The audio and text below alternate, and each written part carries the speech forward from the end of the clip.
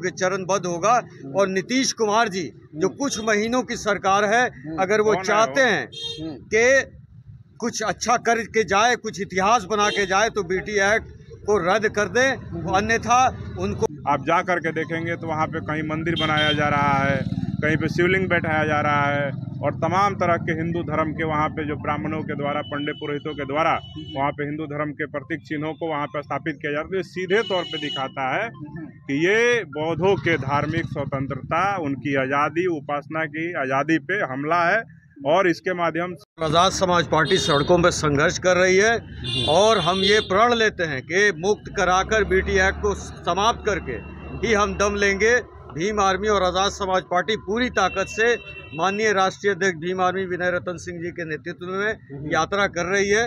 कल नालंदा में यात्रा होगा, और 12 तारीख को माननीय सांसद आज़ाद समाज पार्टी के राष्ट्रीय अध्यक्ष भाई चंद्रशेखर आज़ाद जी भी बुद्ध पूर्णिमा के मौके पर वो बोध गया आ रहे हैं, और इस आंदोलन में वो शक्ति देने के लिए 12 तारीख को वो आएंगे, और 12 तारीख को वो और भी आगे ऐलान करेंगे, चूँकि चरणबद्ध होगा।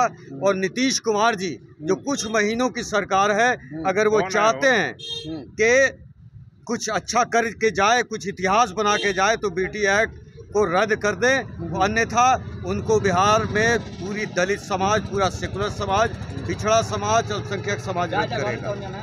क्या कहेंगे सर, 40 डिग्री का टेम्परेचर है और आप लोग लगातार हर एक जिलों का यात्रा करते हुए, पैदल यात्रा करते हुए पटना में पहुंचे हैं। जी देखिए, जो मुद्दा है BT एक्ट जो है 1949, ये सीधे तौर पे बौद्धों के धार्मिक स्वतंत्रता और उनकी आज़ादी को छीनने का काम करता है।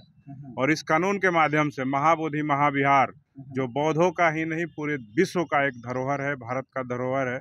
और वहाँ पे आप देखिए कि इस भारत देश में हिंदुओं के जितने मंदिर हैं वहाँ पे ब्राह्मणों का कब्जा है, जो मुसलमानों के मस्जिद हैं, उनके मदरसे हैं, उनके ईदगाह हैं, और तमाम जो मुस्लिम धार्मिक प्रतिष्ठान हैं, संस्थान है, वहाँ पे मुसलमानों का है।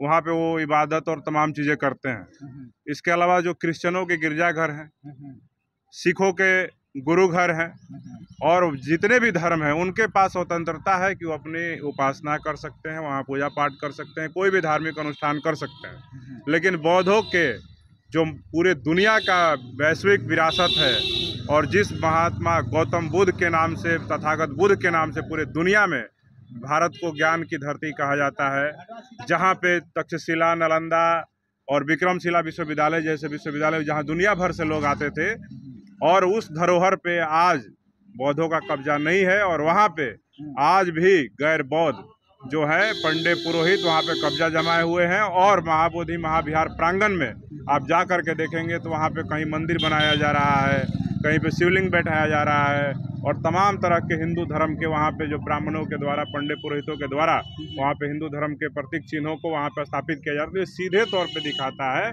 कि ये बौद्धों के धार्मिक स्वतंत्रता, उनकी आज़ादी, उपासना की आज़ादी पे हमला है। और इसके माध्यम से वहाँ पे सरकार भी कहीं ना कहीं इसमें संलिप्त है, क्योंकि इस पे लगातार आवाज़ उठते रहा है।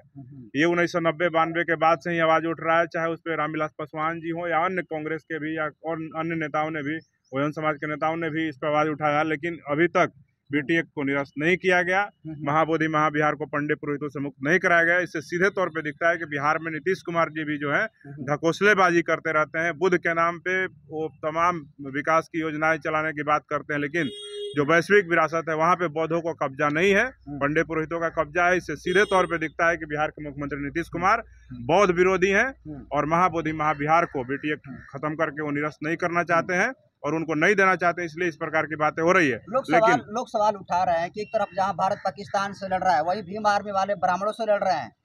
बिल्कुल लड़ रहे हैं, और भारत पाकिस्तान से लड़ाई की जहां तक बात है तो हम अपने पूरे इंडियन आर्मी का बहुत सम्मान करते हैं, और जिस प्रकार का जज्बा और जोश उन्होंने हमला करके 9 आतंकवादी ठिकानों पे हमला करके दिखाया है, वो काबिले तारीफ है। हम भारत के सेना को सैल्यूट करते हैं, लेकिन हम ये भी कहते हैं कि भारत पाकिस्तान को अगर युद्ध की स्थिति पैदा होती है तो भारत के इंडियन आर्मी के साथ इस देश में जो भीम आर्मी अपनी विरासत बचाने के लिए यात्रा कर रही है, वो इंडियन आर्मी के साथ करोड़ों के संख्या में हमारे समाज के युवा नौजवान इंडियन आर्मी में भी सेवा करने के लिए तत्पर हैं। और युद्ध लड़ने के लिए हम कहेंगे कि इस देश के ब्राह्मणों को और तमाम क्षत्रिय जो हैं उनको पहले किनारे लगाया जाए, इंडियन आर्मी लड़े, इंडियन आर्मी के पीछे भीम आर्मी को खड़ा किया जाए और वहाँ पे मुकाबला पाकिस्तान से होगा। और इतने भीम आर्मी के सदस्य हैं पूरे देश भर में कि हम लोग अगर लाठी लेकर के पाकिस्तान में घुस गए तो पाकिस्तान पे कब्जा कर लेंगे। जी देखिए, पाकिस्तान भीम आर्मी का जो है प्रदेश अध्यक्ष अमरज्योति जो है बिल्कुल आर पार के मूड में दिख रहे हैं और बहुत सारे लोग हमसे बात करेंगे। सर थोड़ा आगे आइए आप लोग, पीके जा सर, आगे आइए। क्या कहेंगे, लगातार आप लोग पैदल यात्रा कई दिनों से कर रहे हैं, क्या मैसेज देंगे सर? देखिए, सबसे पहली बात है कि महाबोधि महाविहार में जो ब्राह्मणों को जो रखा गया, हिंदुओं को रखा गया है, ये संविधान विरोधी है। और संविधान विरोधी है इसलिए पूरे देश में भीम आर्मी आज़ाद समाज पार्टी जो है, जिस तरह से इसके राष्ट्रीय अध्यक्ष सांसद भाई चंद्रशेखर जी ने पार्लियामेंट में आवाज़ उठाया और जिस तरह से भीम आर्मी आज़ाद समाज पार्टी पूरे देश में ये जो है संघर्ष कर रही है, तो आने वाले दिनों में बहुत ही जल्द हम लोग उस ब्राह्मणों को निकालेंगे। और जो संविधान की रक्षा करते हुए जो धर्मनिरपेक्ष राष्ट्र है, देश है, संविधान है, उसमें ब्राह्मणों को इंक्लूड करना सरासर गलत है। और उसको मुक्त कराने के लिए जो हर संभव प्रयास होगा, पूरा आजाद समाज पार्टी, भीम आर्मी सब संघर्ष के साथ हम लोग तत्पर। क्या कहेंगे सर, क्या कहेंगे? देखिए, पूरा देख रहे हैं कि भीम आर्मी के लोग जो है कि देख रहे हैं कि सड़क पे हैं और तमाम जिलों में जो है कि संघर्ष कर रही है। और आपको बता रहे थे कि बीटी एक्ट जब तक निरस्त नहीं होगा, तमाम भीम आर्मी आजाद समाज पार्टी के लोग जो है संघर्ष करते नजर आएंगे और संघर्ष में कोई कमी नजर नहीं आएगा। और ये बीटी एक्ट को जो है कि हम लोग निरस्त करके रहेंगे। इसके लिए जितनी भी आंदोलन करना पड़े, जितना भी संघर्ष करना पड़े, हम लोग तैयार हैं। देश के बड़े बड़े नेता जो है उनका अपना प्रोग्राम जो है भारत पाकिस्तान युद्ध की वजह से रद्द कर दिया और आप लोग यहाँ पर ब्राह्मणों के खिलाफ में लड़ रहे हैं। अरे एक ऐसे भी आतंकवाद इस देश में है जो कि जाति के नाम पे जो है कि लोगों का कत्ल कर रहे हैं, जाति के नाम पे जो है कि लोगों को घोड़ी से उतार रहे हैं। तो मैं वैसे लोगों को भी आतंकवाद यही कहूंगा। और मैं हमारी लड़ाई जो है अपनी विरासत बचाने